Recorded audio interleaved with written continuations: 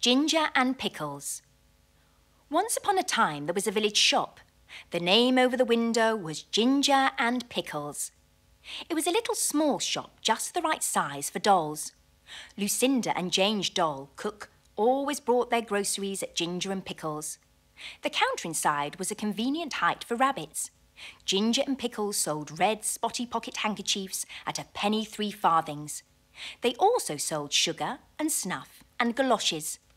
In fact, although it was such a small shop, it sold nearly everything, except a few things that you want in a hurry, like bootlaces, hairpins and mutton chops.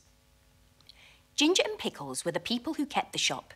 Ginger was a yellow tomcat, and Pickles was a terrier. The rabbits were always a little bit afraid of Pickles. The shop was also patronised by mice, only the mice were rather afraid of Ginger.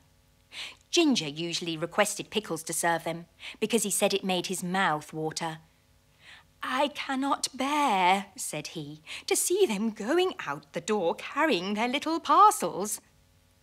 "I have the same feeling about rats," replied Pickles, "but it would never do to eat our customers. They would leave us and go to Tabitha Twitchit's." "On the contrary, they would go nowhere," replied Ginger gloomily. Tabitha Twitchit kept the only other shop in the village. She did not give credit.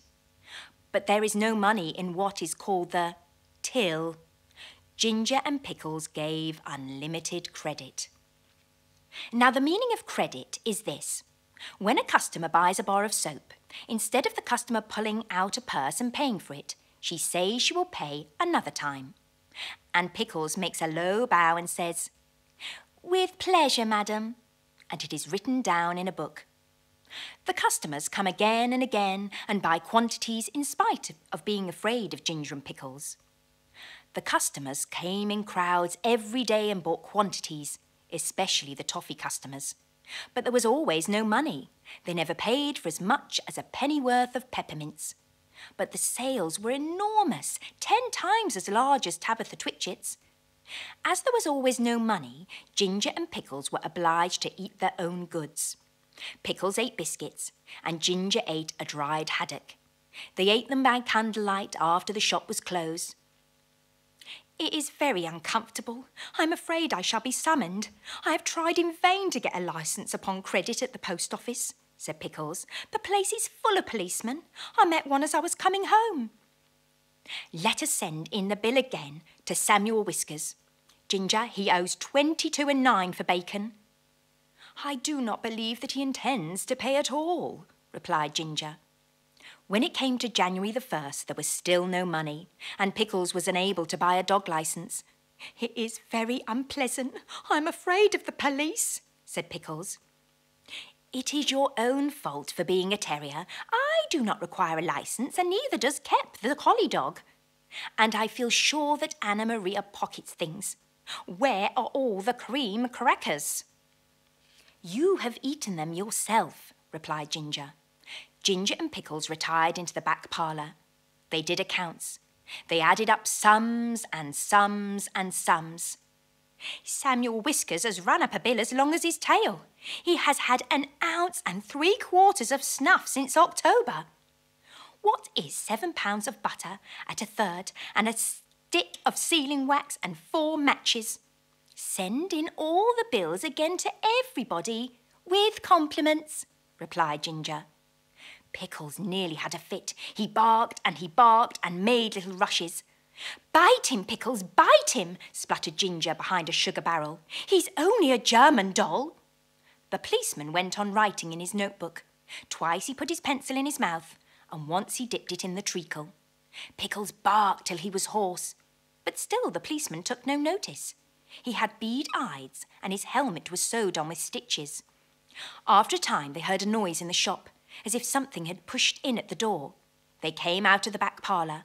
There was an envelope lying on the counter, and a policeman writing in a notebook. At length, on his last little rush, Pickles found the shop was empty. The policeman had disappeared. But the envelope remained. "Do you think that he has gone to fetch a real live policeman?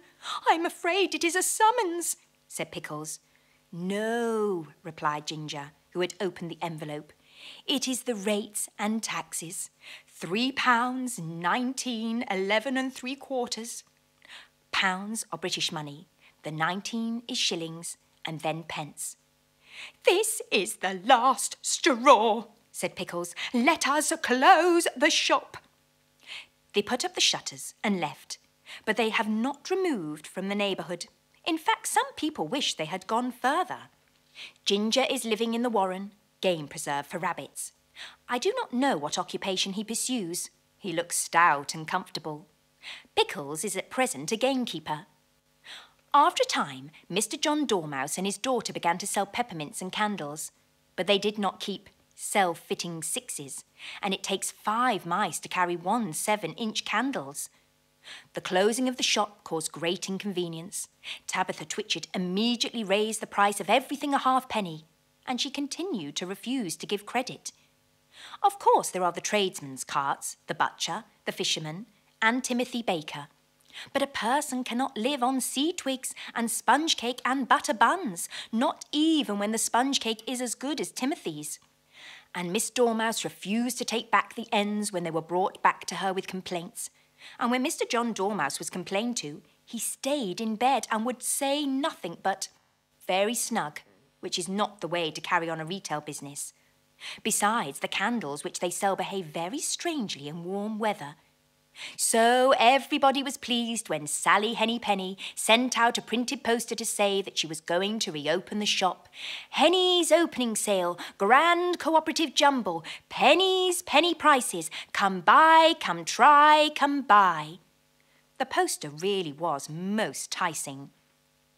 There was a rush upon the opening day. The shop was crammed with customers, and there were crowds of mice upon the biscuit canisters. Sally Henny Penny got rather flustered when she tries to count out change, and she insists on being paid cash, but she is quite harmless, and she has laid in a remarkable assortment of bargains. There is something to please everybody.